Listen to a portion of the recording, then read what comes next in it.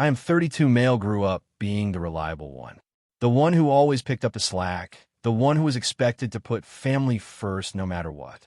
My parents made it clear that I was supposed to be the responsible one, the one who would always help out, no questions asked. And for years, I played my part, until they excluded me from their dream vacation and still had the audacity to expect me to pet sit for free. It all started when my mom called me one evening. Her voice had that fake sweet tone she used whenever she wanted something. "Hey, sweetie, you busy?" I wasn't, but something in her voice told me this wasn't just a casual call. "What's up?" She let out this dramatic sigh. "Your father and I have been planning this amazing family trip to the Bahamas. A full week in a luxury resort. Beachside, all-inclusive, the works." I smiled, genuinely happy for them. "Wow, that sounds incredible. When are we going?" Silence. Then a nervous little laugh. "Well, the thing is, we already booked everything." I frowned, and she cleared her throat. "It was a package deal. For tickets. Your father, me, your sister, and her husband." I felt my stomach drop. "Wait, you're telling me you planned a family vacation and didn't even mention it to me?" "Oh, honey, don't take it that way," she said quickly. "We figured you'd be too busy with work. And, well, with you being single, we thought you might feel like a fifth wheel." I gritted my teeth. "So instead of asking me, you just decided for me?" She ignored my question. "Anyway, we actually have a little favor to ask. Since you'll be home anyway, would you mind watching the house? And the dogs? Just for the week. It would save us so much money on pet care." I swear I saw red. "So let me get this straight," I said slowly. "You excluded me from a family trip, and now you expect me to be your unpaid pet sitter?" She let out this exasperated sigh, like I was the one being unreasonable. "It's not like that. We need someone responsible. You love the dogs, don't you?" Something inside me snapped.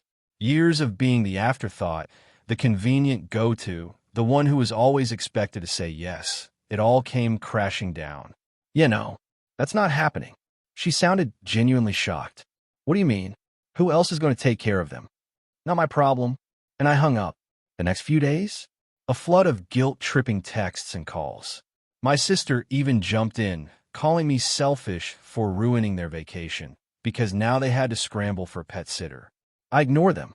Instead, I did something I had never done before. I put myself first. I booked a trip to Greece. 2 weeks. First-class flights. A stunning villa overlooking the Aegean Sea. The kind of trip I'd always wanted to take, but never did because I was always too busy being the responsible one. I didn't tell anyone. Let them find out the hard way. The night before their flight, my mom sent another text. "Mom, hey, sweetie, just confirming you'll be at the house tomorrow morning. We leave at 8 a.m. Oh, they really thought I was still going to roll over and take care of everything for them. I replied simply, "I won't be there. Figure it out." Not even 2 minutes later, my phone rang. I let go to voicemail. Then came a text from my sister. "Sister, WTF? Mom says you're bailing on the dogs? You're actually being this petty?" Yeah, I ignored that one too. Instead, I took a screenshot of my flight confirmation to Greece and dropped it in the family group chat with a single caption. "Don't worry, I found something to do while you're gone. Enjoy your trip. I know I will." Cue the explosion. "Mom, you're kidding, right?" "Sister, wow. Just wow. You're actually a selfish jerk." "Dad, you're acting like a child. This is ridiculous." And the one that made me laugh out loud. "Mom, so what are we supposed to do about the dogs?"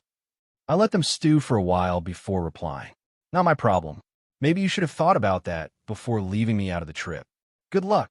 Then I turned off notifications and went to sleep like a baby.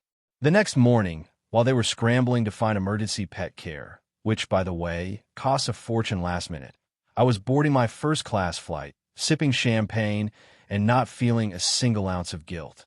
Apparently, their trip got off to a rough start. Between the stress of arranging pet care, the ridiculous last-minute boarding fees, and the fact that several of our relatives called them out for what they did, their little dream vacation wasn't as perfect as they planned. Meanwhile, I was exploring ancient ruins, sailing on crystal-clear waters, and eating some of the best food of my life. I didn't check my phone much, but when I finally did, My inbox was full of passive-aggressive messages. Mom, this whole situation was completely unnecessary. You could have just been the bigger person and helped your family. Sister, you clearly don't care about us at all. Hope your stupid trip was worth it.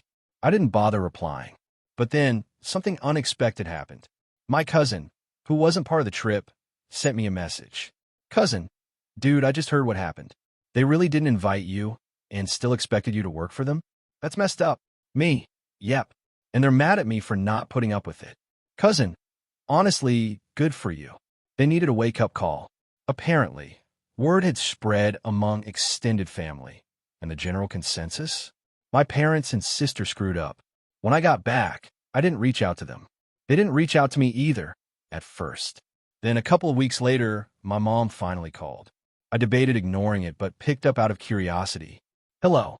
There was an awkward pause before she sighed. So was Greece nice? I smiled. Oh, it was amazing. Best trip of my life. She cleared her throat. Listen, I think we all may have overreacted a little. We didn't mean to hurt you. I let the silence stretch. You excluded me from a family trip, and then expected me to do you a favor. What part of that wasn't intentional? She stammered. We assumed you'd understand. That's the problem. You assumed I'd be okay with being left out. You assumed I'd still put you first. But I'm done with that. If I'm not good enough to be included in your vacations, I'm not good enough to be your unpaid help either. She had no response.